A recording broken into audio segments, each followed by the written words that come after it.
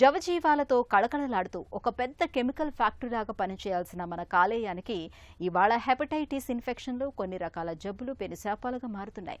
పొగ, మద్యం వంటి అలవాట్లు, గాడి తప్పిన తిండి తీరు మూలంగా కూడా కాలేయం ఆరోగ్యం దెబ్బతినిపోతూ ఉంటుంది. కొన్ని సందర్భాల్లో ఇన్ఫెక్షన్లు తీవ్రమై కాలేయం పూర్తిగా నిర్వీర్యం అయిపోతూ ఉంటుంది. లివర్ సిరోసిస్ అలాంటిదే. దీని బారిన పడ్డప్పుడు కాలేయంలోని కణజాలం క్రమంగా సిమెంట్ ముద్దలాగా గిడసబారిపోతూ ఉంటుంది. అయితే దీనికి ఒకవైపు చికిత్స తీసుకుంటూనే మరోవైపు జీవనశైలి, అలవాట్లు, ఇతరత్ర విషయాల్లో జాగ్రత్తలు తీసుకుంటే సిరోసిస్ను చక్కగా అదుపులో ఉంచుకోవచ్చని చెబుతారు నిపుణులు. లివర్ సిరోసిస్ను పూర్తిగా నయం చేసే చికిత్సల గురించి డాక్టర్ని అడిగి ఇప్పుడు తెలుసుకుందాం.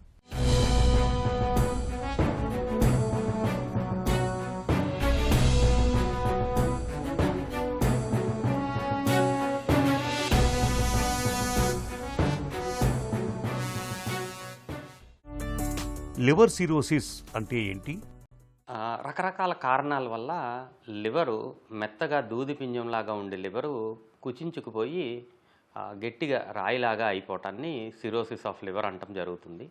ఇలా జరుగుతున్న ప్రక్రియలో లివర్ చేయాల్సిన ఫంక్షనాలిటీ నెమ్మదిగా తగ్గిపోవటం, సో లివర్ ఫంక్షన్ తగ్గిపోవటం, లివర్ గట్టిగా రాయిలాగా అయిపోవటాన్ని సిరోసిస్ ఆఫ్ లివర్ అంటాము.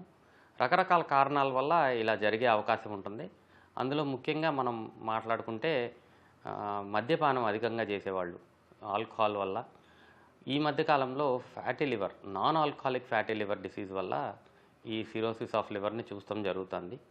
హెపటైటిస్ బి, హెపటైటిస్ సి దీర్ఘకాలికంగా ఉన్న వాళ్ళల్లో కూడా మనం ఈ సిరోసిస్ ఆఫ్ లివర్ చూస్తాం జరుగుతుంది. అరుదైన కారణాలు ఆటోఇమ్యూన్ లివర్ డిసీజు, ఇలా రకరకాల కారణాల వల్ల కూడా లివర్కి సిరోసిస్ వచ్చే అవకాశం ఉంటుంది. సిరోసిస్ను నయం చేయటం సాధ్యం కాదనే వాదన సరైందేనా?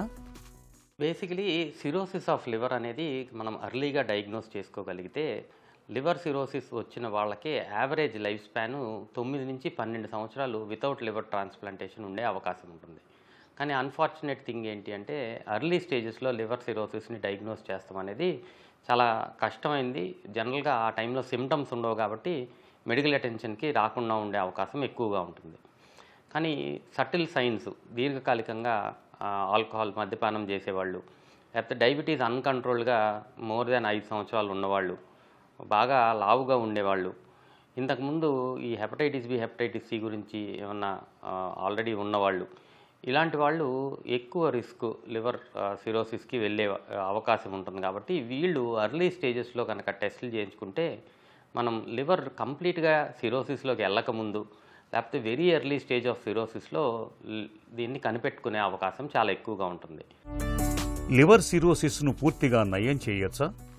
అన్ఫార్చునేట్ థింగ్ ఏంటి అంటే డీకాంపెన్సేషన్, అంటే లివర్ సిరోసిస్ వచ్చిన తర్వాత 3-4 సంవత్సరాల తర్వాత ఈ సిమ్టమ్స్, అంటే కాళ్ళల్లో వాపు రావటము, కడుపులో నీరు చేరుకోవటం, రక్తవాంతులు అవుతాం, విరోచనం నల్లగా అవుతాం, ఇవన్నీ ఒకసారి కాంప్లికేషన్స్ వచ్చిన తర్వాత most of the time liver సిరోసిస్ని డయాగ్నోస్ చేస్తాం జరుగుతుంది. సో ఇలా ఒక్కసారి ప్రాబ్లం స్టార్ట్ అయిన తర్వాత దీన్ని డీకాంపెన్సేటెడ్ సిరోసిస్ అంటాం. ఈ డీకాంపెన్సేటెడ్ సిరోసిస్ వచ్చిన తర్వాత లైఫ్ స్పాను 3 నుంచి 4 సంవత్సరాల లోపు తగ్గిపోయే అవకాశం ఉంటుంది. సో అందుకని మనం జనరల్గా సిరోసిస్ ఆఫ్ లివర్ని చాలా end stage of liver disease అని మాట్లాడుకుంటాం జరుగుతుంది. కానీ అర్లీ స్టేజ్లో కనుక మనం లివర్ డిసీజ్ని డయాగ్నోస్ చేసుకోగలిగితే సిరోసిస్ రాకముందే ఫైబ్రోసిస్ అనే స్టేజు, ఈ స్టేజ్లో కనుక, లేకపోతే అర్లీ సిరోసిస్, వెల్ కాంపెన్సేటెడ్ సిరోసిస్లో కనుక మనం డయాగ్నోస్ చేసుకోగలిగితే ఈ కారణాన్ని మనం తెలుసుకుని ఈ కారణాన్ని మనం ట్రీట్ చేస్తే సిరోసిస్ని అక్కడితో ఆపే అవకాశము, రివర్స్ చేసే అవకాశం కూడా ఉంటుంది. సిరోసిస్ను నయం చేయటంలో ఏ అంశాలను పరిగణలోకి తీసుకుంటారు? ముఖ్యంగా మనకి ఆల్రెడీ ప్రూవెన్ కేసెస్ ఏంటి అంటే అరుదుగా cirrhosis of liver chronic Budd Chiari syndrome అంటారు. బడ్చియారి సిండ్రోమ్ అనగానే లివర్లో నుంచి ఒక రక్తనాళం, హెపాటిక్ వీన్, ఇది ఐవీసీలోకి వెళ్తుంది. ఈ రక్తనాళంని బ్లాక్ అయినప్పుడు బడ్చియారి సిండ్రోమ్ అంటారు. దానివల్ల లివర్కి సిరోసిస్ వచ్చే అవకాశం ఉంటుంది. సో కంప్లీట్గా బయాప్సీ చేసి కూడా లివర్ సిరోసిస్ అని మనం డయాగ్నోస్ చేసిన తర్వాత ఈ బడ్చియారి సిండ్రోమ్లో ఎప్పుడైతే ఈ రక్తనాళం యొక్క అడ్డంకిని మనం తొలగిస్తే లివర్ కంప్లీట్గా నార్మల్సీకి వస్తాం, మళ్ళీ లివర్ బయాప్సీ చేసుకుని లివర్ నార్మల్ అయిపోతాం అనేది మనం ఆల్రెడీ ప్రూవ్ చేసిన విషయం. సెకండరీ బిలియరీ సిరోసిస్ అని బైల్ డక్ట్కి దీర్ఘకాలికంగా అబ్స్ట్రక్షన్ ఉన్నప్పుడు సిరోసిస్ ఆఫ్ లివర్ వచ్చే అవకాశం ఉంటుంది. ఈ బైల్ డక్ట్ యొక్క అబ్స్ట్రక్షన్ని మనం తొలగించగలిగితే ఈ సిరోసిస్ మళ్ళీ రివర్స్ అయిపోయి నార్మల్ లివర్కి రావటం మనం గమనించడం జరిగింది. లివర్ సిరోసిస్ను పూర్తిగా నయం చేసే చికిత్సలు ఎలా ఉంటాయి? ఆల్కహాల్ రెగ్యులర్గా తీసుకునే వాళ్ళకి కంప్లీట్గా ఆల్కహాల్ ఆపేయిస్తాం. కొన్ని రకాల మందులు లివర్ రీజనరేషన్కి మనం ఇచ్చి దాన్ని తగ్గించే అవకాశం ఉంటుంది. అలాగే non alcoholic fatty liver disease, ఈ నాన్ ఆల్కహాలిక్ ఫ్యాటీ లివర్ డిసీజ్లో లైఫ్ స్టైల్ మాడిఫికేషన్, ఆహారంలో మార్పులు, అధికంగా షుగర్ ఉంటే షుగర్ని కంట్రోల్ చేసుకుంటాం, బరువు అధికంగా ఉంటే బరువు తగ్గించుకుంటాం, అండ్ కొన్ని రకాల కొత్త మెడిసిన్స్ అవైలబుల్గా ఉన్నాయి. ఈ ఫైబ్రోసిస్ని రివర్స్ చేసే మెడిసిన్స్ ఇప్పుడు అవైలబుల్గా ఉన్నాయి. ఇవన్నీ కలిపి చేస్తే ఈ సిరోసిస్ ఆఫ్ లివర్ రివర్స్ అయ్యే అవకాశం వీళ్ళల్లో ఉంటుంది. అలాగే హెపటైటిస్ బి ఉన్న వాళ్ళలో సిరోసిస్ వస్తే హెపటైటిస్ బి మాత్రలు యాంటీవైరల్ ట్యాబ్లెట్స్, హెపటైటిస్ సి ఉన్న వాళ్ళకి యాంటీవైరల్ ట్యాబ్లెట్స్ ఇస్తే రివర్స్ అయ్యే అవకాశం. సో ప్రతి ఒక్కరికి ఒకటే ట్యాబ్లెట్ ఉండదు, కారణాన్ని బట్టి వాళ్ళకి ట్రీట్మెంట్ ఇవ్వడం జరుగుతుంది. జనరల్గా మిడిల్ ఏజ్డ్ ఫీమేల్స్లో మనం ఆటో ఇమ్యూన్ హెపటైటిస్ అనేది కూడా అర్లీ స్టేజ్ ఆఫ్ సిరోసిస్లో మనం దానికన్నా ముందు కనిపెట్టగలిగితే కంప్లీట్గా రివర్స్ చేసే అవకాశం ఉంటుంది. వీళ్ళకి ఇనీషియల్ స్టేజ్లో స్టీరాయిడ్స్, దాని తర్వాత ఇమ్యూనోమాడ్యులేటర్ మెడికేషన్స్, ఈ కాంబినేషన్లో ఈ సిరోసిస్ని రివర్స్ చేసే అవకాశం. సిరోసిస్ కేసుల్లో కాలేయ మార్పిడికి ఎప్పుడు వెళతారు? రక్తవాంతులు కానీ విరోచనం నల్లగా అవుతాం అంటే ఇంటర్నల్గా ఈసోఫేజియల్ వ్యారిసెస్ అంటారు. రక్తనాళాలు ఉబ్బిపోయి ఉంటాయి అన్నవాహికలో, పొట్ట లోపల, అది రప్చర్ అయ్యి ఇంటర్నల్గా బ్లీడింగ్ అయ్యే అవకాశం ఉంటుంది. ఈ కాంప్లికేషన్స్ ఇలా కాకుండా కొంతమందికి నీరు పొట్టలో అధికంగా ఉండటం వల్ల దీని ప్రెషరు కిడ్నీస్ మీద పడి కిడ్నీ ఫంక్షనాలిటీ తగ్గిపోతుంది, హెపటోరీనల్ సిండ్రోమ్ అంటారు. అండ్ కొంతమంది ఈ లివర్ ఫిల్టర్ చేయాల్సిన పని ఉంటుంది మనకి. ఈ ఫిల్టరేషన్ కెపాసిటీ లివర్ సిరోసిస్లో తగ్గిపోవటం వల్ల హెపాటిక్ ఎన్సెఫలోపతి అంటారు. ఈ అమోనియా అవన్నీ బ్రెయిన్లోకి వెళ్ళి మత్తుగా అయిపోవటం, కొన్నిసార్లు కోమాలోకి వెళ్ళే అవకాశం ఉంటుంది. ఈ అన్ని కాంప్లికేషన్స్ ఎప్పుడైనా ఇందులో ఒక్క కాంప్లికేషన్ వచ్చినా కానీ దీన్ని మనం డీకాంపెన్సేటెడ్ సిరోసిస్ అంటాం. ఒక్కసారి డీకాంపెన్సేటెడ్ సిరోసిస్ వచ్చిన తర్వాత మెడికల్ మేనేజ్మెంట్తో ఈ కాంప్లికేషన్ని తగ్గించుకున్న వీళ్ళని రెగ్యులర్గా ఫాలో అప్ చేస్తా వీళ్ళకి లివర్ ట్రాన్స్ప్లాంటేషన్ అనేది మనం సజెస్ట్ చేస్తాం జరుగుతుంది.